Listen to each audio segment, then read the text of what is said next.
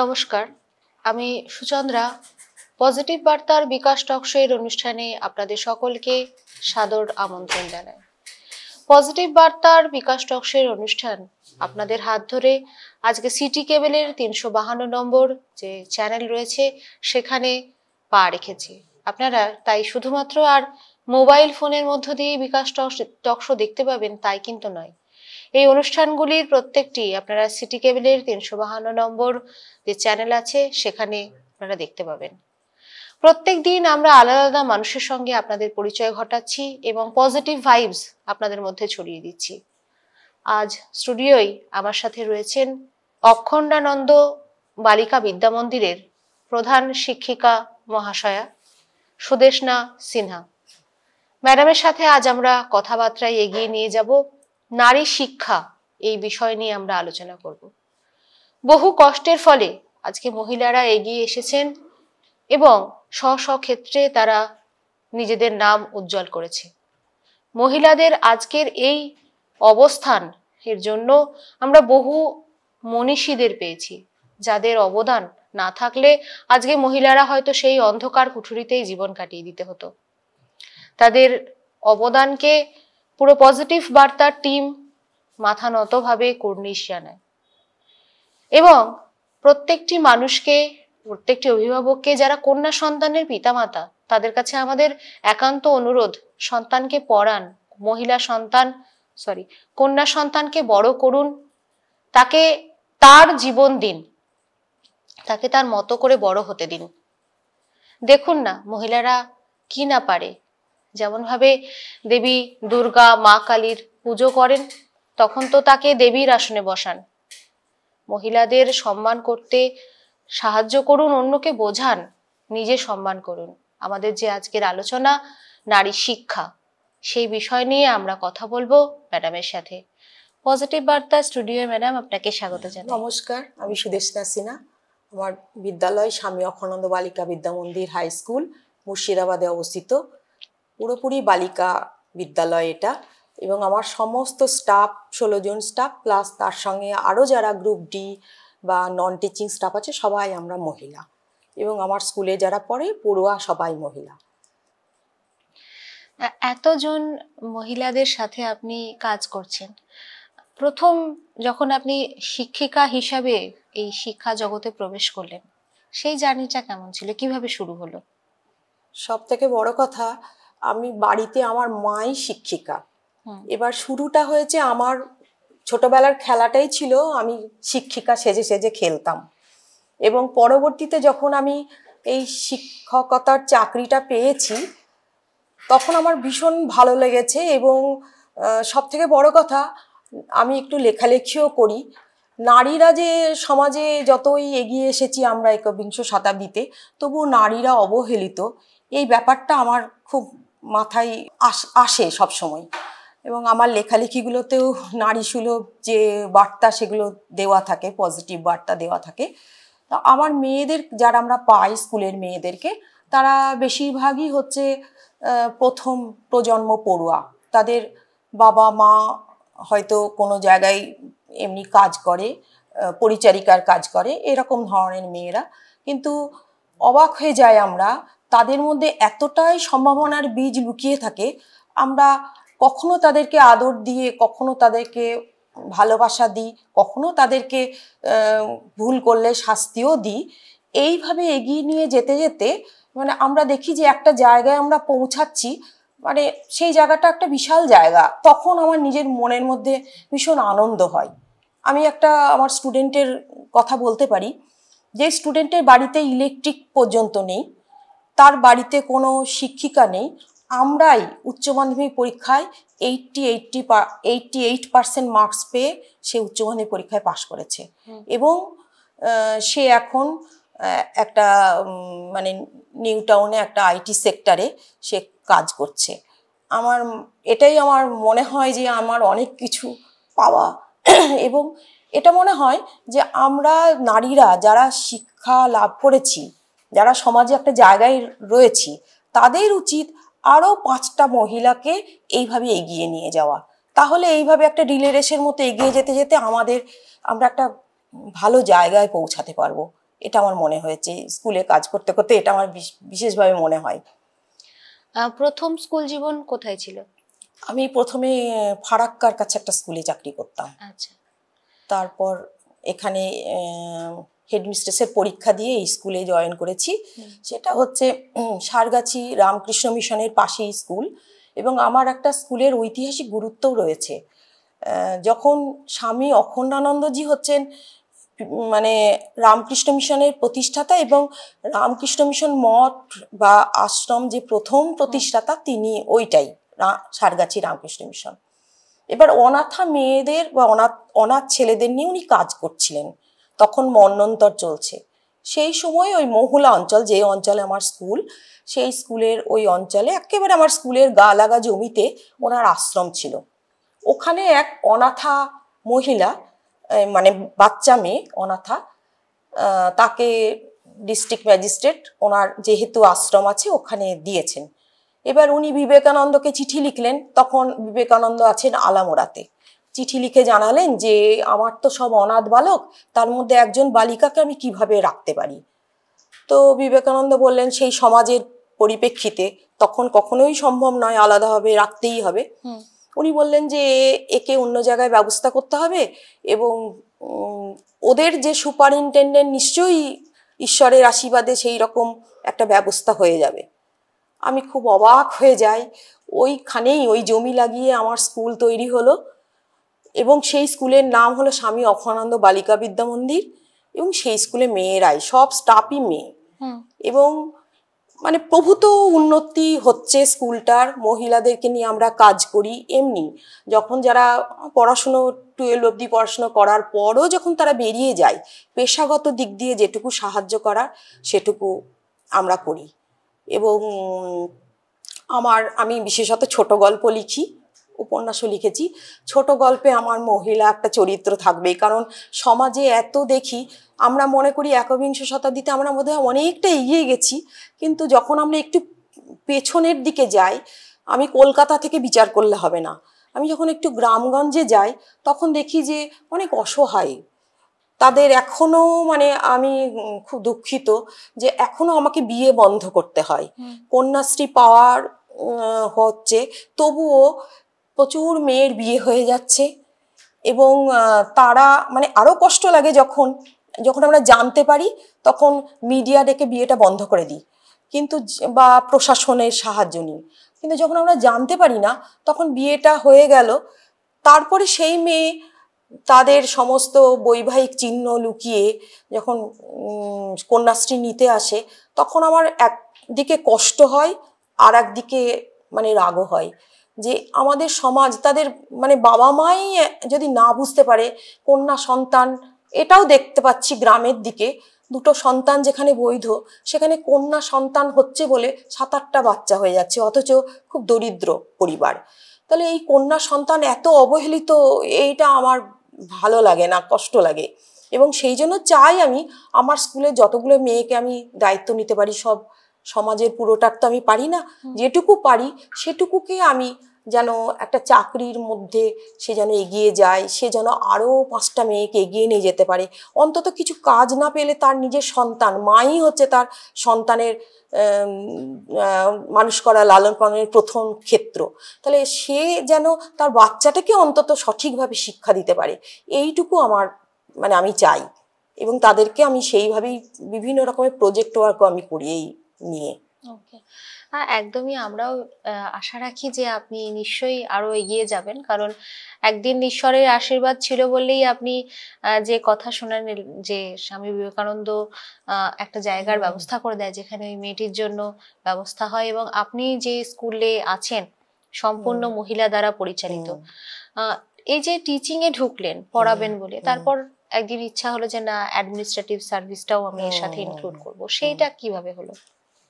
এটা একটু মানে খুব যে প্রথম দিকে ইচ্ছে ছিল তা নয়, কিন্তু একটা দেখেছি আশেপাশের, আমার নিজের বাড়িতে একটু খোলামেলা আবহাওয়া রয়েছে, যেহেতু আমার মানে তৃতীয় প্রজন্ম থেকে চাকরি বাকরি রয়েছে, মেয়েরা চাকরি করে, আমার মা চাকরি করেছেন, দিদাও শিক্ষিত, মানে ক্লাস 6 অবধি পড়েছিলেন, সেই জন্য আমার বাড়িতে একটু খোলামেলা আবহাওয়া। আমার এরকম নেই, কিন্তু আশেপাশে দেখি যে মহিলা যারা চাকরি করে তাদেরও হয়তো কোনো সময় পারবে না বলে একটা বেঁধে রাখা হয় যে আমার কলিগ অনেকেই হয়তো HM এর পরীক্ষায় পাশ করেছে, কিন্তু তুমি মিড ডে মিল চালাতে পারবে না, তোমাকে এই ঝামেলায় পড়তে হবে, সেই জন্য, বা তোমাকে ছেলে মেয়ে মানুষ করতে হবে, এই জন্য তার সেই যে উচ্চ সম্ভাবনা ছিল সেটা তার হারিয়ে যাচ্ছে।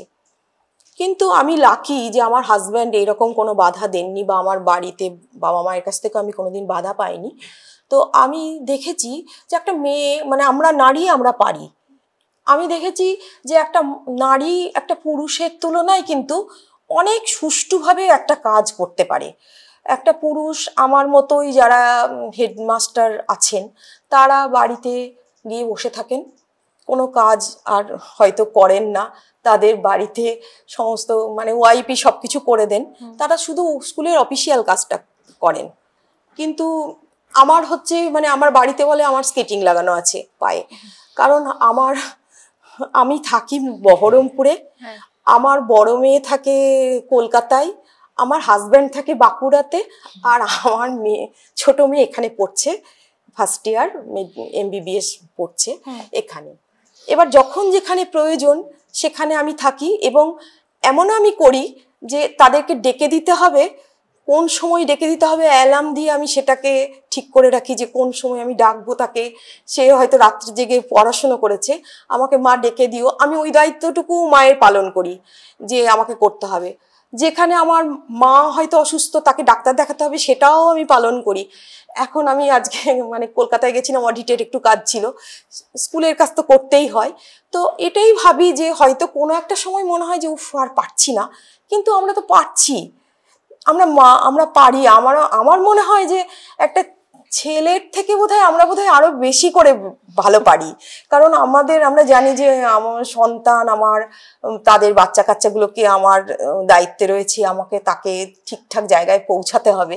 তো আমি যখন HM এর দায়িত্ব নিয়েছিলাম তখন আমার বাচ্চাগুলো নেহাতি ছোট ছোট, মানে 2তে পড়তো বড় মেয়ে। তাহলে আমার এত ছোট বাচ্চা থেকে আমি মানে এই জায়গাটায় সে যে সাফল্য লাভ করবে, আমি মনে করি মানে আমি অনেকটা কিছু করতে পেরেছি, হয়তো আরো কিছু করতে পারবো আমি, মানে আমি এটা পজিটিভ ভাবেই দেখছি যে যে কোনো নারী যদি চায় তাহলে তারা পারবে। এবং আমাকে দেখে আমার টিচাররা বলে, বড়দি আপনি যদি এত কিছু পারেন তো আমরাও পারবো, তারাও সেইভাবেই চেষ্টা করে। একদমই, আমাদের যারা দর্শক আছেন প্রত্যেকের কাছে তো এটাই অনুপ্রেরণা যে মহিলাদেরকে যারা পিছনে ফেলে দিতে চায়, আপনার মতন মানুষরা আছে তাই হয়তো মহিলারা সামনের দিকে এগিয়ে আসছে, এটা তো আমাদের কাছে সব থেকে বড় পাওনা। এবং আমরা সবসময় চেষ্টা করি, যে করতেও চাইছি, পজিটিভ বার্তার এই প্ল্যাটফর্মও এটাই চেষ্টা করছে যাতে মহিলারা এগিয়ে আসে। আমাদেরও একটা ছোট উদ্যোগ আছে, আমরা মহিলা এন্টারপ্রেনার, এদেরকে আমরা বিভিন্ন জায়গা থেকে পিছিয়ে পড়া যে সমস্ত মহিলারা রয়েছেন তাদেরকে আমরা ফ্রিতে একটা ট্রেনিং করাই, যাতে তারা কিছুটা হলেও উপার্জনের মুখ দেখতে পারে। এটা আমাদের ডক্টর মলয়পিত স্যারের একটি উদ্যোগ, উনি মহিলাদেরকে একত্রিত করেছেন বিভিন্ন জায়গা থেকে, তাদের উদ্দেশ্যে উনি ডিজিটাল মিডিয়াকে কিভাবে ইউজ করতে হবে তার জন্য আমরা একটা ট্রেনিং করাই, ফ্রি অফ কস্টেই আমাদের এই পুরো ট্রেনিংটা চলে। তো ম্যাডাম, পরবর্তী প্রশ্নে আসছি। একাধারে আপনি অফিস মানে স্কুল সামলেছেন, একাধারে আপনি সংসার সামলেছেন, এবং বিভিন্ন জায়গায় আপনি যেটা আপনার পার্সোনাল লাইফ থেকে বললেন যে বিভিন্ন জায়গায় আপনাদের ঘরবাড়ি, সবাই সব জায়গায় বিভিন্ন জায়গায় থাকে, এবং প্রত্যেকেরই ব্যক্তিগত জীবনটাও দেখতে হয়, তাদের প্রফেশনাল লাইফটাও দেখতে হয়, এবং তার সাথে আপনার ভালো থাকা এবং আপনার কার্যক্ষেত্রে ভালো থাকা এবং আরো 5টা মানুষকে ভালো রাখা, এটা কিভাবে সামলাচ্ছেন, মানে কতটা আপনার প্রাপ্তি? হ্যাঁ, এটাই প্রাপ্তিটা, একটা মনের মধ্যে একটা প্রাপ্তির আনন্দ আছে বলেই হয়তো চলে যেতে পারছি। আর যখন ভীষণ টায়ার্ড লাগে আমি আসলে লিখতে খুব ভালোবাসি, এবং প্রত্যেকটা সেই মুখের যে কথা সেইগুলো আমি ভাবি যে আমি আমার লেখার মাধ্যমে ওটাও একটু ছড়িয়ে দিতে চাই। এছাড়াও প্রথম ছোট ছোট বাচ্চা, তার একটা সম্ভাবনাময় জায়গায় রয়েছে, তাদেরকে আমি আরো ফ্লারিশ করব, এটা তো একটা বিশাল আনন্দ। ওই বাচ্চাগুলোর কাছে আমি মানে সত্যি কথা, যেহেতু গ্রামের আমি হেডমিস্ট্রেস, আমি কি করি ওদের কাছে আমি খোলামেলা পর্দার অন্তরালে থাকি না। আমি একেবারে ওরা আমার টিচার্স ডেতে আমার খোপায় ফুলও গুজে দিতে পারে, আমাকে ওরা মানে আমিও খাই, মানে এমন ও ভালোবাসে, গলায় জড়িয়ে ধরে যে এতটাই ভালোবাসে ওরা, ওদের কাছে আমি মায়ের মতো ব্যাপারটা আছি। এবং আর একটা জিনিস আমি চিন্তা করি যে আমার স্কুলে বিভিন্ন রকমের প্রোগ্রামগুলো হয়, সাইবার ক্রাইম এবং এই যে ডিজিটাল মাধ্যম, বিভিন্ন ফেসবুকের মাধ্যমে অনেক বাচ্চা, আমি বলবো না যে আমার স্কুলের বাচ্চারাও অনেক মানে চলে গেছে, ওইভাবে অনেক ক্ষতি হয়ে গেছে, আর কারো আমি ক্ষতি করতে চাই না, সেই জন্য ওই ধরনের আমি প্রোগ্রাম করি, পথনাটিকার ব্যবস্থা করি। এইরকম করে ওদের মধ্যে মানে সমাজের মধ্যে আমি একটা বার্তা ছড়িয়ে দেওয়ার এখন চেষ্টা করছি। এগুলো একটা মানে একটা ভালো কাজ, তো এটা আমি খুব আনন্দ পাই, সেই জন্য আমার এত স্ট্রেস থাকে না। আমার মনে হয় যে আমি অনেকটা কিছু করতে পারছি, বরং মানে যতটুকু জীবন ততটুকু লাগিয়ে যদি আমি এটুকু করতে পারি, তাহলে আমি বোধহয় আমাদের মেয়েদের সমাজটাকে আরো একটু এগিয়ে নিয়ে যেতে পারবো। যতটুকু যে পজিশনে রয়েছি, সেই পজিশনে যদি একটু একটু করে এগোই, তাহলেই তো আমার ভারতবর্ষ এগিয়ে যাবে। আমার এটাই ইচ্ছে করে যে ভারতবর্ষের মেয়েরা পিছিয়ে আর থাকবে না। মানে আমরা দেখছি কলকাতার সমাজ, কলকাতায় আমার মেয়েদের সঙ্গে আমি যখন আমার স্কুলের বাচ্চাদের তুলনা করি না, আমার কষ্ট হয় যে ওরা অনেকটা পিছিয়ে রয়েছে। এবার সেই উত্তরণটাকে আমি একেবারেই তো হয় না, এটা গ্র্যাজুয়াল প্রসেস, একটু একটু করে চেষ্টা করছি যে কিভাবে তাদের মাদেরকে বিভিন্ন মানে ট্রেনিং দিয়ে তাদেরকে স্বনির্ভর করার যে কাজে নিযুক্ত করে, এইভাবে তাদেরকে নিয়ে আমি প্রোগ্রাম করে তাদেরকে পজিটিভ বার্তা দিয়ে তাদের মধ্যে যাতে মেয়েদের বিয়ে না হয়, এইগুলো চেষ্টা করি যাতে আমাদের মেয়েরা আরো একটু এগিয়ে যায়। আমরা তো চাইবোই যে আমরা এগিয়ে যেতে পারবো, এবং আমার খুব বিশ্বাস যে মেয়েরা যদি সঠিকভাবে প্রচেষ্টা করে, নারী সমাজ একদিন বিপ্লব এনে দেবে। আমাদেরও এটাই আশা যে আপনার এই যে জীবনী শক্তি যা আপনি অফুরন্তভাবে খরচ করছেন এবং মহিলাদেরকে সামনের সারিতে এগিয়ে নিয়ে আসার আপনার যেই প্রচেষ্টা, এটা যেন সফল হয়, এটা আমরাও আপনার হয়ে প্রার্থনা করব। ধন্যবাদ অনেক। না, আপনার যে সন্তান মানুষ করলেন, একাধারে ঘর সামলালেন, বাইরের দিকটাও দেখলেন, এটা কিভাবে সম্ভব হলো? কারণ আজকের দিনে বহু মহিলাই চাকরি করে, তাদের ক্ষেত্রে ঘর বার ব্যালেন্স করাটা খুব শক্ত ব্যাপার হয়ে যায়।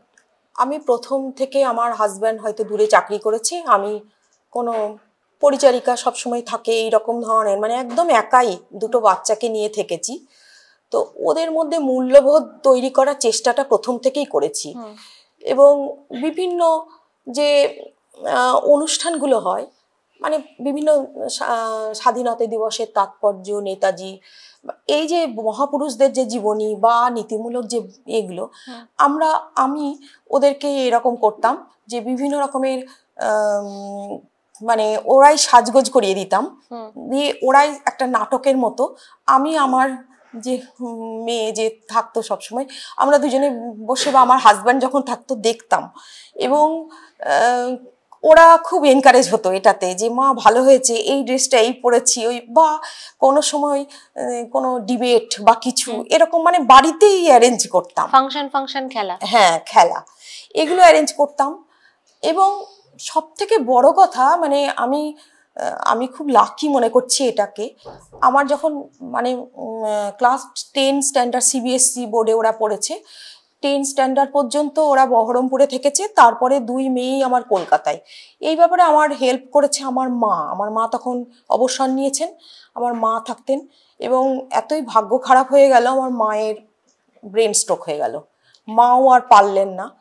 কিন্তু আমার 2 মেয়ে একাই ফ্ল্যাটে থেকেছে, কিন্তু ওই যে মূল্যবোধটা ওদের তৈরি হয়েছে, ওরা কিন্তু সেই মূল্যবোধ কখনো মানে কি বলবো অবক্ষয়ের দিকে যায়নি। আমি দেখেছি ওদেরকে, ওদের স্মার্টফোন হাতে থাকে, যখন এইচএসের সময় যখন ওদের হোয়াটসঅ্যাপ প্রয়োজন তখন ওরা হোয়াটসঅ্যাপটা রেখেছে, যখন টেলিগ্রাম প্রয়োজন তখন টেলিগ্রামটা রেখেছে, বাকি সময় ডিলিট করে দিয়েছে। মানে আমি ওদেরকে কিন্তু বলিনি এগুলো, ওরা নিজেরাই এগুলো করেছে। এবং আমার ফ্ল্যাটের যারা রয়েছে বাসিন্দা তারা সকলকে বলা থাকে যে ওরা তো একা থাকে, একটুখানি দেখবেন। আমিও চিন্তিত থাকি, আমার হাজব্যান্ডও চিন্তিত থাকেন, আমরা হয়তো সময় পেলে যাই। তো ওরা বলে যে ওরা এত ভালো, মানে ওদের তুলনা নেই, এরকম বলেন। তো এই যে অবক্ষয়ের সময় বিভিন্ন জায়গায়, এবং আরেকটাও ব্যাপার, কখনো যে জিনিসটা প্রয়োজন তার প্রয়োজনের বেশি ওরা কিন্তু কখনো চায় না। ওরা মানে মিসইউজ করে না যে আমাকে এটা দিতেই হবে, এই রকম করে কোনো জিনিস ওরা কখনো চায় না। যেটা প্রয়োজন ভিত্তিক সেটাই শুধু। তো আমার মনে হয় যে এই যে মূল্যবোধের যে শিক্ষাটা, সেটা বোধহয় সঠিকভাবে ওদের গেছে। এবং সব থেকে বড় কথা, আমার বড় মেয়ে এখন ইন্টার্নশিপ করছে এমসিকে, কলকাতা মেডিকেল কলেজ স্ট্রিটে। ওর মুখে শুনি, মানে আমার এটা গর্বও অনুভব হয় যে আয়া মাসি টাকা চাইছে একটা মানে করার জন্য, ভেন্টিলেশন বা ওই করার জন্য, খুলে দেওয়ার জন্য। ও হয়তো সব কিছু বলার তো সব থাকে না, ও তো সব দিকে বাধা পড়ে থাকে, কিন্তু ও কষ্ট পায়। বা কোনো পেশেন্ট মারা গেলে ওর এখনো পর্যন্ত চোখে জল আসে, বা কোনো পেশেন্ট হয়তো যেতে পারছে না, কোনো জায়গায় পৌঁছাতে পারছে না, ও হাতে ধরে সেই জায়গাটায় পৌঁছে দেয়। এই জায়গাটা কতদিন থাকবে আমি জানি না, কিন্তু আমি চাই যে ও যখন মানব সেবা নিয়েছে তখন ও যেন এটা নিতে পারে, সঠিকভাবে ওটা পৌঁছাতে পারে ওই জায়গাটায়। এটাই আমার চাওয়া ওর কাছে। একজন শিক্ষিকা এবং একজন সফল মা, এই জার্নিটা সহজ ছিল না আপনার জন্য, কোনোদিনই সহজ ছিল না। তো এই যে জার্নিটা আপনি ওভারকাম করলেন সন্তানদের মধ্যে এবং ছাত্রীদের মধ্যে, আপনি যে মূল্যবোধের শিক্ষা, এটা কিভাবে গড়ে তুললেন? এটা আসলে কি বলুন তো, আমি নিজে জানি, মা যে হয়, আমি ছাত্রীদেরকে দিদিমণি ভাবি না, আমি টিচার ভাবি না, আমি ভাবি মা। এবং যে কোনো সময়ই আমার স্কুলের কোনো বাচ্চা যদি বাড়ি যেতে চায়, আমি ওরকম করে ছাড়ি না, তার গার্জেন কল করে ডেকে। কারণ আমার মেয়েটাকে এক জায়গায় আমি রাখলাম, সে যদি কোনো বিপদে পড়ে দুপুরবেলায়, তাহলে আমার যেমন কষ্ট হবে, সেই রকম তাদেরও অসুবিধা তৈরি হবে বলে আমি সেই সময় সবসময় নিজেকে ওই জায়গায় বসিয়ে দেখি। তো সেই মেয়েদের মধ্যে কোনো একটা হয়তো কেউ ক্লাসে চুরি হয়েছে, চুরি হওয়ার পর আমি তাদেরকে আর একবার মানে শিক্ষা দিই, তাদেরকে বলি যে তোমরা যে নিয়েছো কেউ কিছু জানতে পারবে না, তোমরা দিয়ে দাও। হয়তো বললাম, দিল না, তারপরেও হয়তো মানে কেউ কাউকে সন্দেহ করছে, কিন্তু বাচ্চারা আমার জানি যে সেলফ রেসপেক্ট বাচ্চাদের, তাকে যদি কেউ সন্দেহ করে, মানে তার সন্দেহের তীর ছড়ে, সে কিন্তু খুব কষ্ট পাবে মনে মনে। এটা আমি জানি বলে আমি বললাম তোমরা কেউ কিছু বলবে না। ডেকে পাঠিয়ে হয়তো তাকে গায়ে হাতে বুলিয়ে, মাথায় হাত বুলিয়ে বলি যে বাবু তুমি কি নিয়েছো কিছু, তোমার কিছু প্রয়োজন ছিল, তুমি নিয়েছো? এবার দেখি যে ঝরঝর করে কেঁদে ফেললো, এবং সে কিন্তু ভুলে গেল যে আমি নিয়েছি, মানে কেউ জানলো না, ওটা ও পেয়ে গেল, এবং সেই থেকে ও হয়তো আর কোনোদিনই চুরি করলো না। এই রকম জিনিসগুলো ছোটখাটো, এবং ওরা দেখে যে আমি খুব সাধারণভাবে ওদের সঙ্গে মিশি, আমি ওদের মতোই বেশভূষা পরি, আমি কখনো বেশি সাজগোজ করি না ওদের সঙ্গে। এবং আমার খুব খারাপ লাগে যে আমি খাবো, ওই বাচ্চাগুলো খেতে পাবে না, আমি ওদের সঙ্গে মিড ডে মিল হয়তো খাই, এবার ওরা দেখে যে আমিও খাচ্ছি, ওরা খুব উৎসাহিত বোধ করে, মানে আমি ওদের কাছে মায়ের ভূমিকা পালন করি, সেই জন্য ওদেরকে নিতে পেরেছি। আর আমার বাচ্চাগুলো তো দেখেছে আমার স্ট্রাগলটা, এবং সেই কারণে ওরাও বুঝেছে যে মা তো যতটা পারে ততটা চেষ্টা করে আমাদেরকে করার, সেই জন্য ওদের মধ্যেও কোনো ক্ষোভ নেই। হয়তো অনেক দূরত্ব থেকে যায়, অনেক কিছুই আমি করতে পারি না, আমার কষ্ট হয়, এবং অনেক সময় এটাও আমি বলবো না যে আমি একদম খুব স্ট্রেসে পড়ে গিয়ে কোনো সময় হয়তো বকাবকিও করে ফেলি, দিয়ে এবার আবার জড়িয়ে ধরে কেঁদে বলি যে আমার খুব ভুল হয়ে গেছে বাবু, আমি এটা বলতে চাইনি, বলে ফেলেছি। ওরাও তখন বলে মা তুমি তো অনেক কষ্ট করো, আমরা কিছু মনে করিনি, মানে এই রকম ধরনের একটা বন্ডিং তৈরি করি আমি সব জায়গাতেই। এবং তার ফলে আমার জানি না গার্লস স্কুলগুলোতে সব জায়গাতেই একটা অন্যরকম পরিবেশ তৈরি হয়, কিন্তু আমার স্কুলকে আমি একটা ফ্যামিলি বলে ভাবি, এবং ওরাও আমাকে বড়দি নামে ডাকে, বড়দি বলেই জানে, এবং ওরা আমার কাছে খুব স্নেহধন্য। ওদের ক্ষেত্রেও ঠিক আমি একই ট্রিটমেন্ট করি, ওদেরকে বকার হলে আমি বকি, কিন্তু ওদেরকে আমি কারোর সামনে হীন করি না। এই যে জিনিসটা, এটাতে আমি দেখেছি খুব ফলপ্রসূ হয়। সবারই মধ্যে একটা বন্ডিং। আজকালকার যুগে যেটা হচ্ছে না, আমরা খুব পাশ্চাত্য সভ্যতাকে অনুকরণ করছি, তার ফলে আমাদের ভারতীয় যে ঐতিহ্য, সেই ঐতিহ্য থেকে আমরা পিছিয়ে যাচ্ছি। এই যে জিনিসটা মা মা ভাব, একটা আমাদের পারিবারিক যে বন্ডিং, সেই বন্ধনটা যদি সব জায়গাতেই আমরা রাখি, তাহলে আমার মনে হয় যে আমাদের সমাজটা কিন্তু এগিয়ে যাবে, আমরা খুব সাফল্য পাবো। আমরা শুনছি আজকের আলোচনা নারী শক্তি এবং নারী শিক্ষা, আমরা এই দুইয়ের মধ্যেই আজকের আলোচনা আমরা অন্তিম পর্যায়ে এসেছি। আমরা সুদেষ্ণা ম্যাডামের সঙ্গে কথায় গল্পের মধ্যে দিয়ে ওনার জীবন সংগ্রাম সম্পর্কে জানলাম। সন্তান মানুষ, ছাত্রছাত্রীর সঙ্গে যে ব্যবহার, সেই বিষয়গুলি নিয়েও উনি বললেন। ম্যাডাম, পজিটিভ বার্তার স্টুডিওর আছেন আপনি, আমাদের দর্শকদের উদ্দেশ্যে ভালো থাকার জন্য, মহিলাদের সম্মান রক্ষার্থে কি করণীয় সেই নিয়ে যদি কিছু বলেন। আমি মহিলাদেরকে বলবো যে সকলেই আপনারা ভাববেন যে আপনারা অনেক কিছু পারেন, নিজেদেরকে হীনমন্য ভাববেন না, যার যা কোয়ালিটি আছে সেইগুলো নিয়েই আপনারা এগিয়ে চলুন।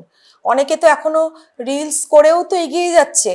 তো যে যেটা পারে, কোনো কাজই ছোট নয়, যে যেটা পারে, কেউ সেলাই, কেউ হাতের লেখা হয়তো ভালো, কেউ আরো কারুশিল্প আছে, দারুশিল্প আছে, অনেক রকমের কাজ আছে, তো কাজের তো ভ্যারাইটিস আছে। যে যেটা পারেন সেইটা, রন্ধন শিল্প আছে, ছবি আঁকা আছে, সব কিছু নিয়ে আপনারা এগিয়ে যান। এবং আর একটা আপনাদের উদ্দেশ্যে, সব কিছু করবেন, সংসার তো আছেই, আমরা করবোই সংসার, কিন্তু তার সঙ্গে নিজের জন্য সময় একটু 24 ঘন্টার মধ্যে অন্তত আমি বলবো 30 মিনিট নিজের জন্য সময় দিন, তাহলেই আপনারা এগিয়ে যেতে পারবেন। এটুকুই আমরা চাই আপনাদের কাছ থেকে। ধন্যবাদ ম্যাডাম। আমরা ছিলাম সুদেষ্ণা সিনহা মহাশয়ের সাথে। আমাদের অনুষ্ঠান আমরা এখানেই শেষ করছি। ভালো থাকবেন। নমস্কার।